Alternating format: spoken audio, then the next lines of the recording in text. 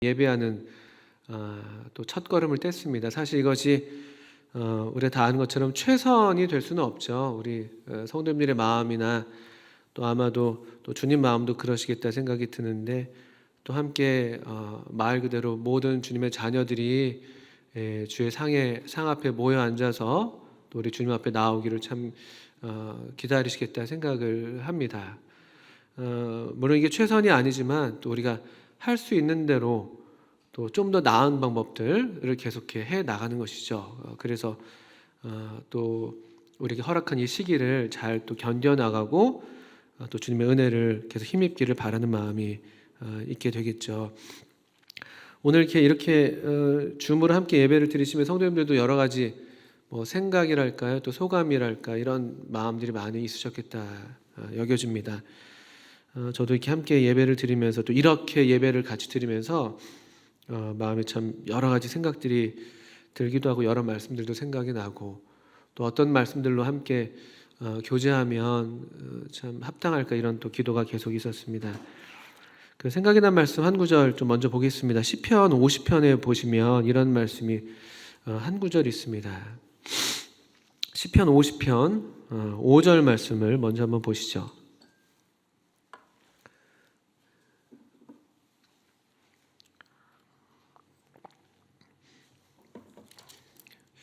시편 50편에 이런 말씀이 있습니다. 주님께서 하시는 말씀이죠. 이르시되 나의 성도들을 내 앞에 모으라. 그들은 제사로 나와 언약한 이들이니라 하시도다. 주님께서 주님의 성도들을 주님의 제사로 또 언약을 맺으신 주의 성도들을 내 앞에 모으라고 명하시는 말씀이 있습니다. 물론 이 문맥은 하나님께서 자기의 백성을 판결하시려고 위 하늘과 아래 땅에 선포하셨다고 50장 4절에 50편 4절에 되어 있습니다만, 이 백성들을, 특별히 이 주님의 백성들을 가리켜서 나와 언약한 이들, 제사로 나와 언약한 이들이다, 이렇게 말씀을 하면서 주님 앞으로 불러 모을 것을 하늘과 땅을 향해서 이렇게 선포하시고 명하시는 그런 말씀들이 생각이 났습니다. 또 한 말씀은 우리 이사야서 43장에 있는 말씀인데, 또 이 말씀을 통해서 또 좀 더 교제하기를 원하는데요. 이사야 43장 1절부터 7절까지 말씀도 한번 같이 읽어 보시겠습니다.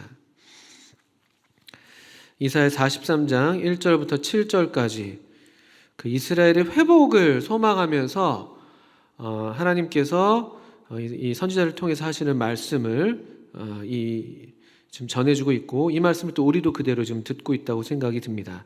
이사야 43장 1절부터 7절까지 한번 천천히 읽어보겠습니다. 야곱아, 너를 창조하신 여호와께서 지금 말씀하시느니라. 이스라엘아, 너를 지으신 이가 말씀하시느니라. 너는 두려워하지 말라. 내가 너를 구속하였고 내가 너를 지명하여 불렀나니 너는 내 것이라. 내가 물 가운데로 지날 때에 내가 너와 함께 할 것이라. 강을 건널 때에 물이 너를 침몰하지 못할 것이며, 내가 불 가운데로 지날 때에 타지도 아니할 것이요 불꽃이 너를 사르지도 못하리니, 대저 나는 여호와 내 하나님이요 이스라엘의 거룩한 이요 내 구원자임이라. 내가 애굽을 너의 속량물로 구스와 스바를 너를 대신하여 주었노라. 내가 내 눈에 보배롭고 존귀하며 내가 너를 사랑하였은즉 내가 내 대신 사람들을 내어주며 백성들이 내 생명을 대신하리니, 두려워하지 말라. 내가 너와 함께하여 내 자손을 동쪽에서부터 오게 하며 서쪽에서부터 너를 모을 것이며, 내가 북쪽에 이르기를 내놓으라. 남쪽에게 이르기를 가두어 두지 말라. 내 아들들을 먼 곳에서 이끌며 내 딸들을 땅끝에서 오게 하며, 내 이름으로 불려지는 모든 자 곧 내가 내 영광을 위하여 창조한 자를 오게 하라. 그를 내가 지었고 그를 내가 만들었느니라. 그 이스라엘의 회복을 약속하시면서 어떻게 우리 주님께서 주님 자신의 강한 의지를 담아서 이와 같은 말씀을 지금 이스라엘에게 들려주고 계시고 또 우리에게 들려주고 계시는지 생각을 하게 됩니다. 오늘날 우리가 이제 살아가는 시대가 뭐 이사야 시대랑 아주 다르지가 않습니다. 이사야 시대 때는 물론 남유다가 아직 멸망하기 전이었습니다만 이미 북왕국 이스라엘의 멸망을 그들이 잘 알고 있었죠. 하나님을 떠난 백성들의 결말, 그리고 그들이 어떻게 나라를 잃고 타국으로 노예로 포로로 끌려가서 유배 생활을 하는지, 말 그대로 유배 생활이라는 것도 포로의 생활이라는 것이 자유가 없는 삶이잖아요. 망국 백성으로서 고향을 잃어버리고 타향에서 떠나온 그 고향을 그리워하면서 평생을 살아가야 되는, 언제 돌아갈지도 모르는 그런 쓸쓸한 그런 마음. 그냥 그 정도만 돼도 다행이죠. 그러나 이제 부당한 대우들, 참 이렇게 견디기 어려운 그런 수모들을 타국에서 경험하면서 유배 생활을 하는 것이 이 포로들, 이 망국 백성들의 사실은 운명이고 그런 삶의 모양이죠. 근데 그런 이스라엘 백성들을 생각하게 될 때 어쩌면 우리들이 살아가고 있는 지금 이 시대가 점점 그런 모양으로 가는 것은 아닌가, 그런 염려가 있는 것이죠. 시편 137편이죠. 거기서 이 포로기에 있었던 이스라엘 백성들의 노래라고 생각이 드는데, 우리가 바벨론 여러 강가에 앉아서 시온을 기억하며 이렇게 울었다라는 표현, 그런 고백이 있는데 모르겠습니다. 오늘 우리 예배를 들으시면서 가정에서 이렇게 또 이렇게 온라인상으로나마 화면으로 보면서도 참 반가우면서도, 아까 오늘 형제님께서도 기도하시면서 마음이 참 울컥하셨는데, 또 언제 우리가 다시 정말 이렇게 모일 수가 있겠는가. 우리의 영혼의 고향이라고 할 수 있는, 물리적으로 이 예배당 자체가 큰 의미가 있는 것은 아니지만 이 함께 모일 수 있는 그 모임이죠. 모임. 그게 우리 교회의 정체성이잖아요. 사실은요.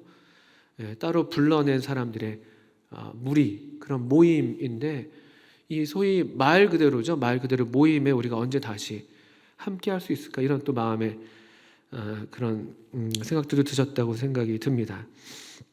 그런 이스라엘 백성을 향해서 또 오늘날 우리를 향해서 하시는 말씀, 지금 43장 1절을 보시면 야곱아 너를 창조하신 여호와께서 지금 말씀하신다, 이렇게 말씀하고 계시는데요. 무엇이라고 지금 말씀하시는가 볼 때 우리에게 이런 말씀을 들려주십니다. 너 두려워하지 말아라. 내가 너를 구속했기 때문에, 내가 너를 지명했고 불렀고 너는 내 것이기 때문에 두려워하지 말아라. 또 이미 그들의 역사가 그랬죠. 네가 물 가운데로 지날 때 내가 너와 함께 할 것이라.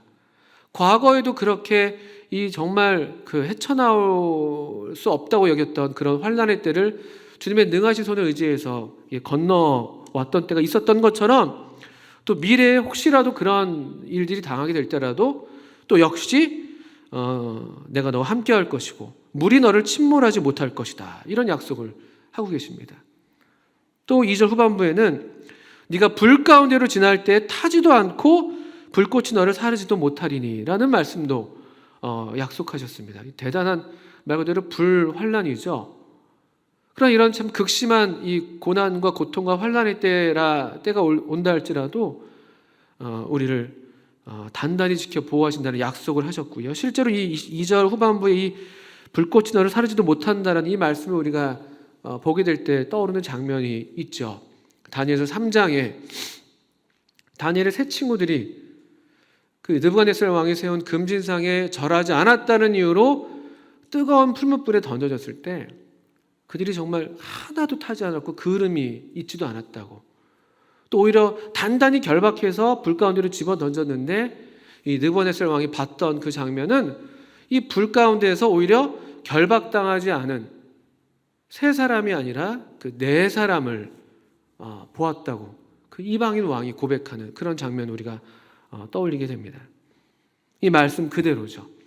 이 환난의 때에 뭐랄까요, 극심한 이 고난 또 압박이 우리 주변을 우리를 이렇게 억누르는 이런 때에라도 하나님께서 우리를 지키신다는 약속이 여기 있는 것이죠. 왜 그런가 보면 43장 3절에 대전하는 여호와 네 하나님이라 이스라엘의 거룩하니 너의 구원자다. 이렇게 자신을 우리 주님께서 당신을 가리키셔서 당신께서 이와 같은 분이시기 때문에 이와 같은 약속을 하시고 그 약속대로 반드시 성취하실 것을 우리에게 단언하시고 선언하시고 선포하시는 것이죠. 또 놀라운, 참 믿기 어려운 놀라운 말씀이 4절에 있습니다.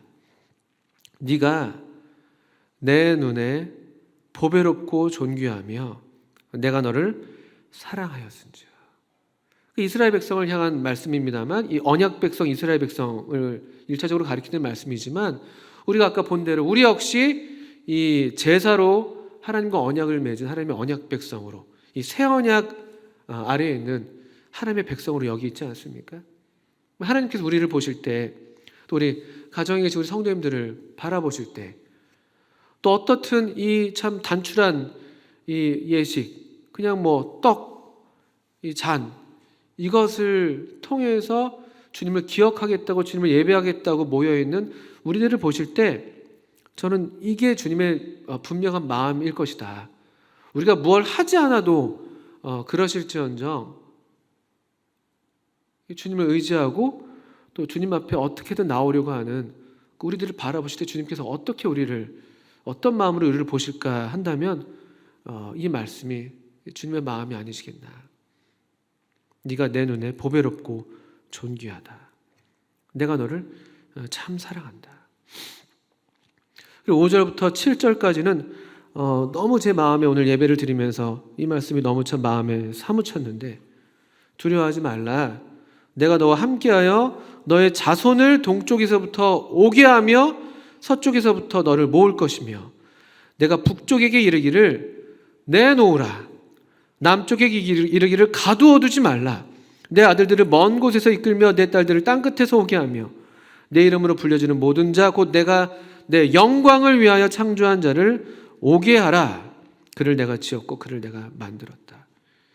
이건 사실 우리들의 어떤 그 간절한 마음의 소원과 바람이 있기 전에 설령 우리가 그와 같은 마음이 희미해지고 적어졌다 할지라도 이거는 아주 강력한 하나님의 의지이고 선언이고 선포인 것이죠. 하나님께서 그렇게 하시겠다는 것이죠.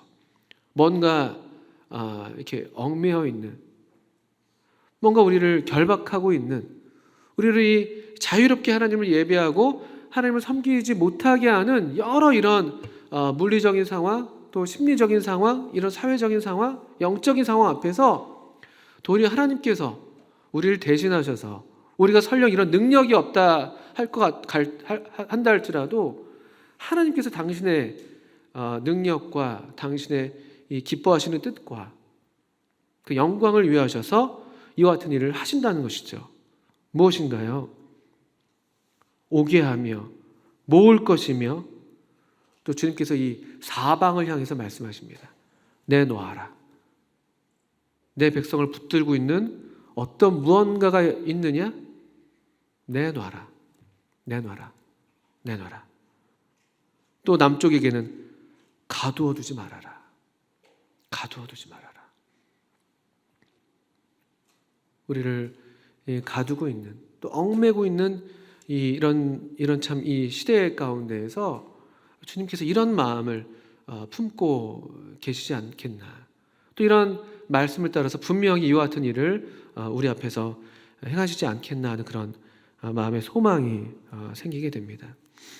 사실 그런 면에서 그래서 우리 하나님의 백성들, 하나님의 자녀들은 이 말씀에서 주님께서 그렇게 선언하시고 또 그렇게 하실 것을 기대하는 것처럼 우리도 사실은 매이지 않는 사람들이죠. 사도 바울도 그렇게 얘기하지 않았습니까? 우리가 사방으로 우겨쌈을 당하여도 쌓이지 않는다. 이게 참 그 우리 신앙인들의 주님의 자녀들이 갖고 있는 참된 자유고 이 생명의 능력인 것이죠. 누구도 우리를 사실은 붙잡아둘 수가 없습니다. 누구도. 우리를 완전하게 해방시켜 주신 분이 우리 주님이시기 때문에 사실 우리가 어디에도 사실 매어 있을 수가 없는 것이죠. 우리가 읽어왔던 요한복음에서 이를테면 나사로 같은 경우가 또 그렇지 않습니까? 나사로가 죽어서 나흘 동안이나 굴에 있었습니다. 주님께서 오셔서 그냥 한 말씀 하시는 것이죠. 나사로야, 나와라. 죽음이 그를 가두어 둘 수가 없습니다. 사망이 생명을 이길 수가 없는 것이죠. 또 사도 베드로도 오순절 설교에서 주님의 부활을 가리켜서 이야기하면서 이 주님의 부활 사건을 가리켜서 이렇게 말씀하는 장면이 사도행전 2장에 있는데요. 한번 읽어보겠습니다. 하나님께서 그를 사망의 고통에서 풀어 살리셨으니 이는 그가 사망에 매여 있을 수 없었음이니라. 생명은 사망에 매여 있을 수가 없는 것이죠. 이거는 불가능한 일입니다. 근데 이 죽음이 하는 일, 또 이 세상이 하는 일이 무엇인가요? 우리를 계속 이 죽음 가운데로 또는 이런 결박 가운데로 계속 우리를 부자유하게, 우리를 종으로서 계속 우리를 매는 것이죠. 주님을 섬기는 자유에 있어서 우리를 계속 뒤로 물러서게 하는 것들, 그것이 무엇이든 간에. 요한복음 20장을 또 보게 되니까 제자들 같은 경우는 유대인들을 두려워해가지고요, 그 방에 다 모여 있었습니다. 그리고 문을 다 잠그고 있었죠. 요한복음 20장의 장면이 기록이 되어 있는데요. 안식 후 첫날 저녁 때에 제자들이 유대인들을 두려워하여 모인 곳의 문들을 닫았더니, 이 두려움도 우리를 이렇게 매는, 우리를 결박하는, 우리를 가두는 그런 일들이 되죠. 또 아까 말씀드렸던 다니엘의 세 친구 같은 경우는 그 정말 금신상 앞에 하나님께 절하지 못하게 하고 금신상에게 절하도록 만드는 그런 이 시대의 강요, 그 앞에서 그들이 매여 있는 것처럼 보였지만 또 매인 채로 불에 던져졌지만 사실은 그들은 너무나 자유로운 상태에 있었던 것이죠. 그 담대한 자유를 가지고 그 당시 제국에 정말 절대 권력을 갖고 있었던 느부갓네살 왕 앞에서 담대하게 신앙 고백을 하지 않습니까? 우리가 섬기는 하나님께서 우리를 건져주실 것입니다. 그렇지만 그리 아니하실지라도 우리는 이 신상에게 절하지 않습니다. 왕이여, 우리는 이 일에 대해서 더 말씀드릴 게 없습니다. 어디서 그들이 포로 백성이었죠, 사실은요. 뭐 왕이 어떤 의지에서 또는 어떤 다른 데서 어떤 담대한 그런 용기를 가질 이유가 없는 아주 사실은 불안정한 사람들이었죠. 포로로서. 그냥 뭐 자국 백성도 아니고, 뭐 그 바벨론의 순수 혈족도 아니고, 그냥 이 소국에 그냥 포로를 끌려온 소년들에 불과했는데 그들이 전혀 매이지 않는 그런 모습들을 보게 됩니다. 이런 모습들을 볼 때 이 매이지 않는 이 그리스도인의 이 자유라고 할까요?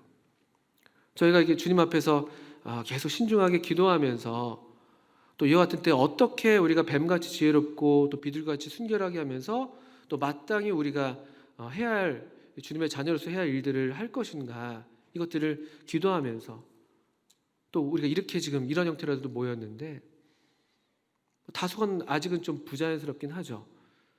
그렇지만 우리의 마음은, 또 하나님의 말씀은 매이지 않는 것이죠. 어디에 있든지, 또 우리가 몇 명으로 모이든지, 설령 혼자 있다 할지라도 우리의 마음은 계속해서 우리의 마음이 시온의 대로를 향해서 달려가고 있는 것이죠. 그 길에 장애물이 아무리 있다 할지라도 얼마든지 우리가 이 능하신 주님께서 우리 함께 하시기 때문에 이 시온을 향한 그 대로를 따라서 우리 마음이 달려가고 있는 것이죠. 그런 말씀들을 떠오르게 됩니다. 또 한 가지 이제 생각이 들었던 부분은 이런 질문이죠. 우린 도대체 왜 이렇게까지라도 하면서 예배를 해야 하는가? 왜 이렇게까지 하면서 이 떡과 잔을 통해서 우리 주님을 기억해야 하는가? 사실 이것이 그저 그냥 주님께서 나를 기억해라 라고 당부하셨고 그 말씀에 대한 그냥 순종이라고 해도 참 너무나 놀라운 것이죠. 그렇게 해서 우리가 그렇게만 해도 너무나 잘하는 것이죠. 또 우리 대부분이 또 그런 주님께 대한 충성스러운 마음, 또 주님을 사랑하는 마음을 이유로 또 우리가 이렇게 주님을 기억하고 또 이렇게 함께 예배 자리에 나오고 또 집에서든지 또는 함께 모여서 이렇게 예배하기를 사모하는 그런 마음들을 다 갖고 계실 텐데요. 그런데 왜 우리는 이렇게까지라도 해서 해야 되는가, 이런 질문들을 하게 될 때 주님의 명령이라서 첫 번째 그렇습니다. 그리고 또 하나는 이게 참 놀라운 것이죠. 이 예배가 이 떡과 잔이 우리 모두의 경험이 다 고백하는 것처럼 이게 우리에게 우리 삶의 양식이 되기 때문에 그러지 않습니까? 이 주님을 기억하면서 우리가 떡과 잔을 통해서 주님을 기억할 때 우리 영혼이 새롭게 되고 또 강건하게 되고, 이 주님이 우리를 사랑하신 주님의 사랑을 우리가 또 새롭게 경험하게 되고, 또 그래서 우리도 다시 주님을 사랑하고픈 마음들이 새로워지는, 우리 삶이 강건해지는 거죠. 살아간다는 게 무엇입니까? 삶이라는 게 무엇입니까? 사랑하는 삶이잖아요. 사랑받고 사랑하는 삶이라고 계속 우리가 배우고 있는데, 그런 면에서 이게 사실 우리 영혼이 이미 경험해서 맛보아 알고 있는 이 주님의 선하심, 이 갈망이 우리 속에 있기 때문에 우리가 이 예배의 자리를 사모하는 것 아니겠습니까? 참 희한하죠. 온전하지 못한 모습들도 있고 또 좀 부자연스러운 모습들도 있지만, 그렇지 우리 마음이 이 주님을 기억하기만 하면, 또 주님의 사랑을 기억하기만 하면 우리 마음도 새로워집니다. 저는 이게 참 놀랍다고 생각이 들어요. 주님께서 우리에게 베푸시는 상이죠. 이걸 우리가 먹어야지만이 사는 것이죠. 영적인 의미에서 물론 말씀드리는 것이죠. 주님도 내 살을 먹고 내 피를 마시는 자마다 이렇게 말씀하셨는데요. 또 내 살은 참된 양식이다, 이런 말씀들 하셨죠. 이 떡과 잔을 통해서 주님을 기억하고 주님을 예배하는 것, 정말 놀라운, 우리로 다시 살게 하는, 우리 영혼이 그냥 우리 마음에 그냥 이 영혼에 자리 잡고 있는 아주 근원적인 갈망이 있는 것이죠. 이게 이 주님의 만찬이 아니고서는 채워지지가 않는 것이죠. 먹어야지 강건해지는 것이죠. 엘리야가 이세벨의 위협 앞에서, 그도 이제 막 결박당하는 그런 때였죠. 이세벨의 위협이 너무나 두려워가지고 도망쳐가지고 로뎀나무 아래 숨어 있었잖아요. 그러면서 주님께 나를 죽여달라고 했을 때, 그때 주님께서 천사를 보내셨습니다. 그리고 그에게 구운 떡과 또 마실 것을 이렇게 예비해 주셨죠. 열왕기하 18장이죠. 18장에 나오는 말씀인데, 열왕기상 18장인데 19장이군요. 천사가 이렇게 얘기를 해요. 여호와의 천사가 또다시 와서 어루만지며 이르되, 19장 7절입니다. 일어나 먹어라. 네가 갈 길을 다 가지 못할까 하는지라. 이에 일어나 먹고 마시고 그 음식물의 힘을 의지하여 40주 40야를 가서 하나님의 산 호렙에 이르니라. 우리의 갈 길을 다 가기 위해서는 그게 어떤 의미가 될지 모르겠습니다. 우리 신앙의 여정이 맞춰지는, 주님이 오시든지 또 우리 삶의 호흡이 다해지는 순간이 되든 간에, 우리의 갈 길을 이 주님께로 나아가는, 이 주님을 바라고 믿고 사는 이 신앙의 삶을 끝까지 완주하기 위해서는 이 음식이 필요한 것이죠. 주님께서 공급하시는 이 구운 떡과 한 병 물을 엘리야가 먹었는데, 그 음식물의 힘을 의지해서 엘리야가 40주 40야를 갔습니다. 그리고 하나님이 정하신 곳 하나님의 산 호렙에 이르렀다고 이 성경은 기록하고 있는 것이죠. 또 극적으로 주님께 돌아왔던 사도 바울의 경우도 이런 음식과 관련된 언급이 하나 있는데요. 사도행전 9장을 보시면, 사도행전 9장에 바울이 3일 동안 금식하면서 자기에게 일어났던 이 아주 신비롭고 놀라운 경험에 대해서 기도하면서 묵상하고 있었던 것 같은데요. 근데 사도행전 9장 18절 19절 보시면, 즉시 사울의 눈에서 비늘 같은 것이 벗어져 다시 보게 된지라 일어나 세례를 받고 음식을 먹음에 강건하여지니라. 세례를 받고 음식을 먹었더니 강건해졌다. 물론 물리적인 이제 표현이었겠습니다만 이게 그대로 우리에게도 적용되는 말씀인 것이죠. 영적인 의미에서 우리가 주님의 이 상에서 베풀어 주시는 이 떡과 잔을 이 주님께서 공급하시는 이 양식을, 이 음식을 먹음으로 우리 영적으로 우리가 다시 강건해지는 것이죠. 또 그것을 우리가 경험하고 있는 것이죠.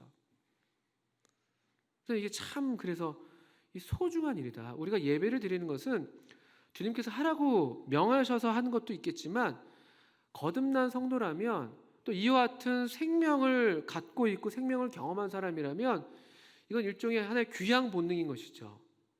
이 떡과 잔을 경험한 사람이라면 이 자리를, 이 예식을 사실 사모할 수밖에 없는 그런 공통의 본능이 우리 모두에게 있는 것이다. 이렇게 말씀을 드릴 수가 있는 것이죠.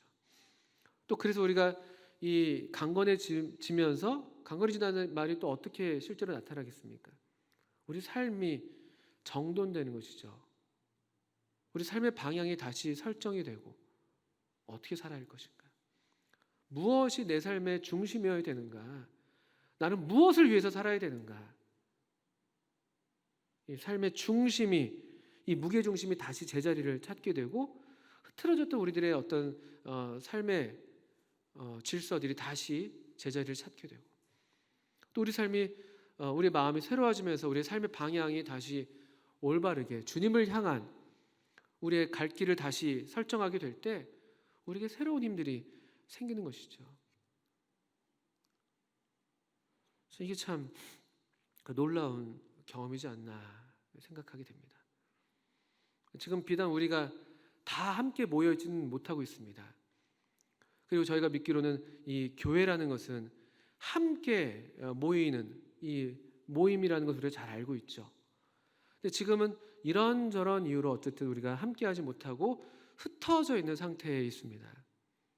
그렇지만 이것이 또 사실은 또 우리에게 주신 또 새로운 하나님의 섭리 가운데 주시는 사명일 수도 있는 것이죠. 이게 설령 우리 마음에 좀 다 차지 못하고 또 여전히 불완전한 면이 있다 할지라도 주님께서 이 일을 통해서 또 이뤄가실 섭리가 있을 줄로 믿습니다. 그 두려움에 사로잡혀서 그 문을 다 걸어 잠그고 모여 있었던 제자들을 주님이 찾아오셨죠. 사도 요한복음 20장에서요. 거기서 주님께서 너에게 평강이 있을지어다 두려워하지 말아라 이렇게 주님께서 그들의 마음을 안정시키고 새롭게 하시는 장면을 우리 요한복음 20장에서 보았는데요. 그러면서 주님께서 이렇게 말씀하셔요. 예수께서 또 이르시되 20장 21절에 너에게 평강이 있을지어다 또 한번 말씀하신 다음에 아버지께서 나를 보내신 것 같이 나도 너희를 보내노라. 이 말씀을 하시고 그들을 향하사 숨을 내쉬며 이르시되 성령을 받으라. 너희가 누구의 죄든지 사하면 사하여질 것이요 누구의 죄든지 그대로 두면 그대로 있으리라 하시니라. 이 두려워하고 있었던 제자들을 찾아오셔서 주님께서 자신의 그 손과 옆구리를 사실 보여주셨죠. 주님을 보고 기뻐했습니다. 우리가 이 떡과 잔을 통해서 마치 정말 우리와 함께 하시는 주님을 뵙는 것처럼 그런 경험을 하고 우리의 마음도 기쁨으로 새로워지고 이런 어떤 삶의 용기가 생기고 다시 어떤 그 담대함이 생기는 그런 마음이 들었을 때 주님께서 제자들에게 하셨던 말씀처럼 아버지께서 나를 보내신 것 같이 나도 너희를 보낸다. 나도 너희를 보낸다. 그래서 주님께서 성령을 받으라고 말씀하시면서 그들에게 숨을 내셨습니다. 이 모습이 우리가 아는 것처럼 사도행전에서 이제 나타나게 되죠. 이 초대교회가, 이 예루살렘 교회가 대단한 수로 이제 함께 모이게 됐었죠. 가정에서, 성전에서 막 모였습니다. 그러다 그만 그 스데반의 일로 환란이, 핍박이 크게 일어났습니다. 그들이 어쩔 수 없이 예루살렘을 떠나서 흩어져야만 됐었죠. 그런데 사도행전 8장을 보니까 ht어진 사람들이 다니는 곳마다 이 복음을 전했다는 기록들이 나오는 것이죠. 그 중에서 특별히 눈에 띄는 사람은 빌립이었던 것이죠. 빌립이. 근데 빌립의 이 복음 전도 사역에서 성령님의 인도하심을, 성령님께서 주도하셔서 그를 인도하시고 또 그를 보내시고 그를 이끄시는 그런 장면이 아주 부각되고 있는 것이죠. 이 성령을 받았던, 성령으로 충만했던 이 그리스도인들, 빌립을 비롯한 그리스도인들, 그들이 주님의 다 그들이 이해하지 못했지만 주님의 이 뭐랄까요, 원대하신 뜻 섭리 가운데에서 예루살렘과 온 유대와 사마리아와 땅끝까지 이르러 내 증인이 되리라는 그 말씀의 이 성취의 한복판에 있었던 것을 또 보게 되는 것이죠.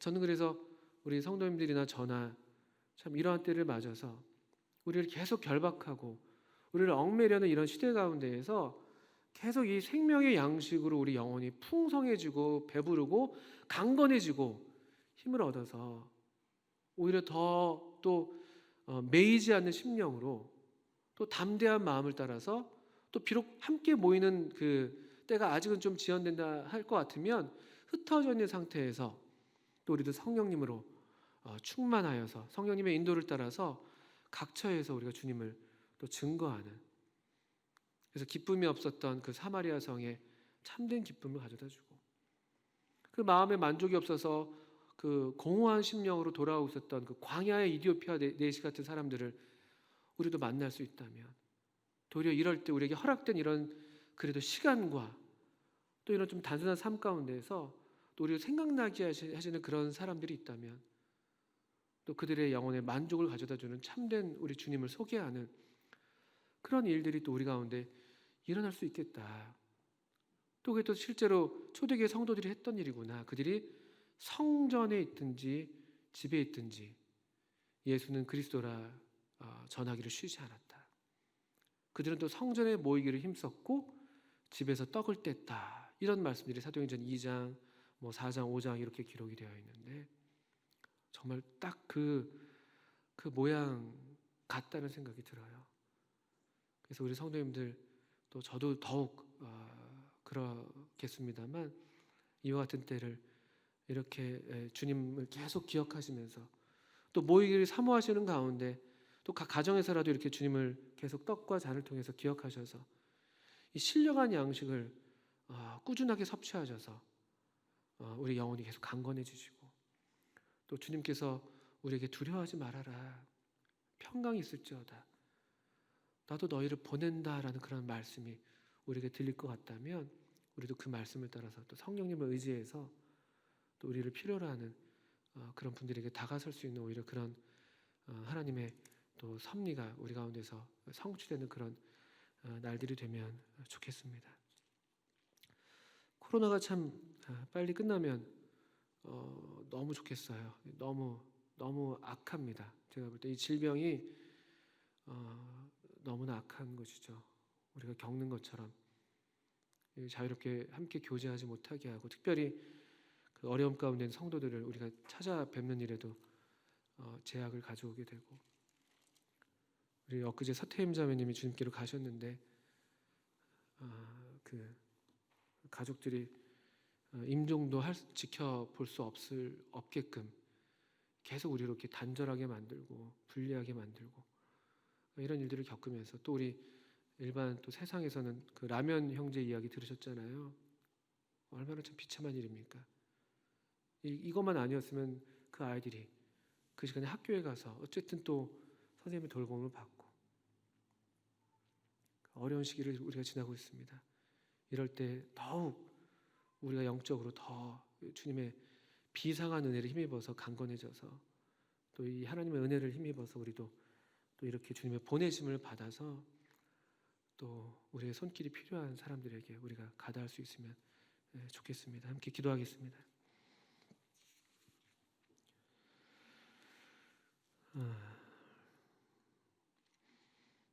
하나님 아버지, 참 저희들을 주님의 영광을 위하여 창조하셨다고 말씀하시고, 우리로 보배롭고 존귀하다고 말씀하시고, 우리로 참 사랑스럽다고, 또 우리를 사랑한다고 말씀하시는 이 참 놀라운 말씀을 인해서 감사를 드립니다.